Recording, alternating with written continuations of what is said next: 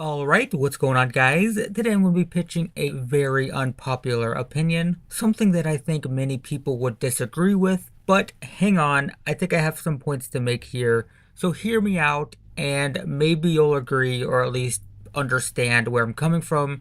So, the thing I want to talk about is redemption codes in Magic the Gathering packs. If you're not familiar with this concept, it comes from the Pokemon game. If you buy a pack of Pokemon cards or any sealed product for that matter, it comes with a digital redemption code, and that code can be entered into their digital platform, which I believe is officially called Pokemon TCG Online, basically the Pokemon equivalent of Magic Online. So you enter that code into their program and you get that product in digital form. So basically, if you bought, three Magic the Gathering booster packs, you would get three codes, you would enter those into Magic Online, and you would get three booster packs there as well. Now, many Magic the Gathering players ask the question, why don't they get digital redemption codes like Pokemon players? Well, I think there's a very good reason why we don't, and I will explain now. So, the thing you have to understand about the Pokemon consumer base is that it is largely made up of collectors and people who buy the cards just to own the cards. Now, I'm not saying that's a bad thing, that's not a criticism. And there are Pokemon players, there are tournaments, there's competitive play, there are in-store events. Plenty of people do that with Magic the Gathering as well, and that's fine. There's nothing wrong with that. It's just, a fact that there are more Pokemon collectors than players, in the same way that in Magic the Gathering, there are more players than collectors. So from Pokemon's perspective, giving a digital redemption code to an online gameplay oriented version of the game, that doesn't really hurt their sales, right? If the vast majority of their consumer base are people who just want to own the cards, then giving them a digital version of it isn't going to stop them from purchasing. They still want to own the cards, but giving them a digital version and enticing them onto their digital platform, it's just going to convert more people from collectors to players. And if they do, let's just say, for example, in some extreme scenario, that is 100% successful. Let's say 100% of Pokemon collectors go and redeem their codes, learn to play, and then become competitive players. Let's just say that happens. That's not going to stop them from buying, packs, right? It's not going to stop them from wanting to own. It's just, you're teaching people a new way to experience the cards. Another thing you have to note about the Pokemon TCG Online game is that it is a closed market. You can't buy singles, you can't buy individual cards, you can't buy a deck. The only way to get cards on your account is by buying paper product. Now there are dailies and ways to grind. There's you can do that. But for the most part, if you want to get cards on your account, you have to go and buy real world packs, get that code, and then redeem it on the online game. So again, there's no loss here. Pokemon isn't really risking anything. Let's just say, again, we'll go back to that original scenario. Let's say 100% of the consumers convert to the digital game. They still have to buy the paper product in order to get cards on the digital game. So you haven't really lost anything, right? It's all upside. There's nothing at risk. There's nothing to lose. Because at the end of the day, people still have to buy your paper product. They have no choice in that. If it fails to convert people, it's a no loss. If it does convert people to the digital game, they still have to buy paper product in order to, get the online digital experience. There's no risk, but you are diversifying your player base or your consumer base. You're turning them into players and you're going to sell more product. Let's say there's casual people who buy a booster a month, not a whole lot. Then they, redeem their code because they got it and they just, why not redeem it? They learn to play and then they get interested in being competitive and then they start buying way more product to fuel that, gameplay experience.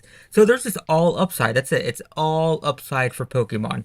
There's nothing to lose, and you're going to benefit from it. It's all positive. That, unfortunately, is not true with Magic the Gathering. Magic Online is an open market, which means that you can buy singles, you can trade cards, all of that stuff. So let's just say, for example, that Magic the Gathering does have digital redemption codes. You do run the risk of converting people from paper to digital. So let's just say, much like the Pokemon scenario, let's say 100% of the Magic the Gathering paper players convert to digital. That means your paper product is going to die out. Why would anybody buy it if everyone's playing digitally? There's no enticement to buy the paper product. Obviously, it's a nice bonus if you're buying paper product anyway, then getting the digital version is nice, right? It's great. But if people aren't playing paper, then there's really no reason to buy the paper product to get digital Magic cards when they're just cheaper digitally anyway. Why would you spend a premium just to get the digital product when you could just buy the digital cards for less money? And I can guarantee you that Wizards of the Coast does not want to lose its foothold in the paper market. They are the top selling paper collectible card game in existence. Maybe Pokemon's sales are similar or even better, but in terms of competitive play, in terms of local gaming stores supporting in-store events, Magic the Gathering is definitely at the top of their game. I don't think they want to risk the paper product in order to promote the digital one, because it's dubious whether they will be able to compete with Hearthstone and whatnot. So that's the problem, guys. I think that's what people seem to fail to understand, is that for Wizards of the Coast, digital redemption codes has a lot of drawbacks. There's a lot more risk involved. They have something that they could potentially lose if they start trying to convert people to digital. In fact, a lot of people believe that that is why the digital version of Magic has been so consistently bad. It's because Wizards of the Coast isn't motivated to improve it, because they don't want to convert too many people away from paper. And again, for Pokemon, they set their digital platform up so that it was impossible for it to affect paper sales, because you have to buy paper product in order to play the digital game. Now, let me speak from a personal perspective.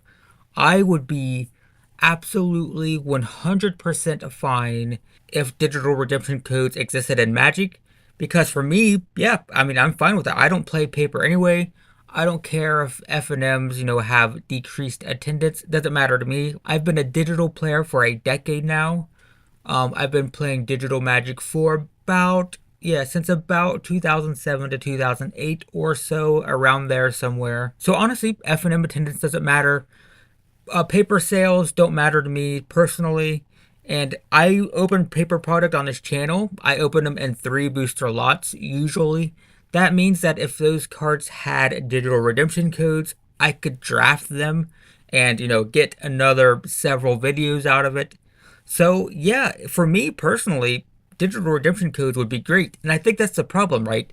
For most of the player base, or for most of the people who complain about this, they're only looking at it from their own perspective, because from my perspective, it would be fantastic. But from Wizards of the Coast perspective, there is just a lot more at risk. Most people have a hard time of removing themselves from their own personal bias and seeing things from a distance. And we know what we want and what we think and how we see things, and we can't see it from other people's perspectives. A lot of the world's problems are derived from that, but let's not get too far into that. The point is, and I hope what this video can help convince people of, is that the reason we don't have digital redemption codes yet is simply because there's more at risk. For Pokemon, all upside, no risk, no problem.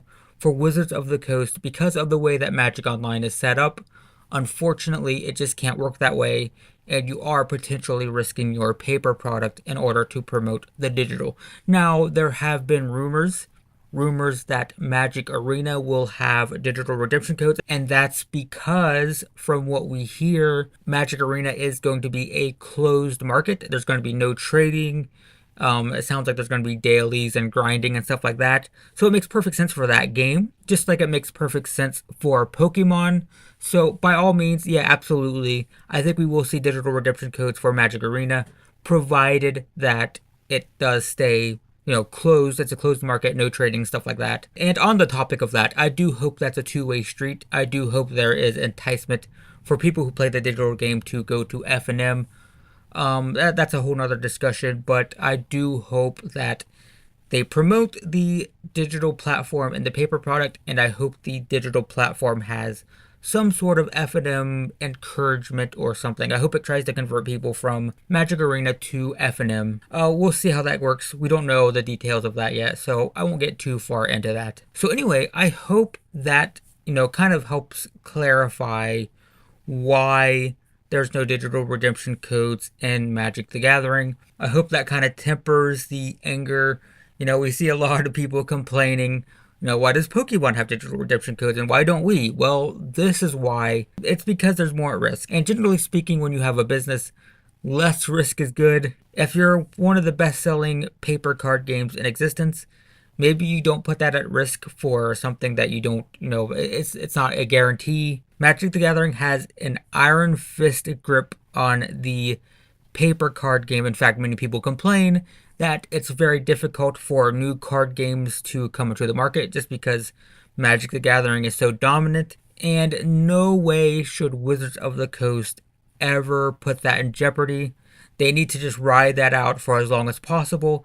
So long as there is a market for paper card games, they definitely need to maintain their foothold in that department. And I don't think they're going to risk it to try to promote their digital platform.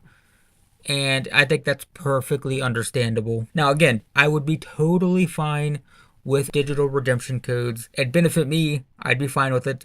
I'm bad at draft. I don't draft at all. But I would draft for you guys. I'd make videos and I'd lose a lot. And you could laugh at me. That'd be fine. That'd be fine. That would basically, yeah, that'd be about it. But yeah, it would be great for me, but I can understand why it's not a thing, and I can understand why it will continue to not be a thing indefinitely unless Magic Arena is a closed market. So yeah, that's my thoughts on the topic. Again, very unpopular opinion. People may disagree, people may get angry and offended, but I do think that digital redemption codes could be bad for the game. So yeah, thanks for watching, guys. Maybe I convinced you, maybe I didn't. Feel free to let me know in the comments. Also, if you are new, check out the channel. I play Magic Online, open packs, do kind of rambly videos like this. Plenty of stuff to watch, upload regularly, stuff like that. Anyway, thanks for watching, and I will see you in the next one.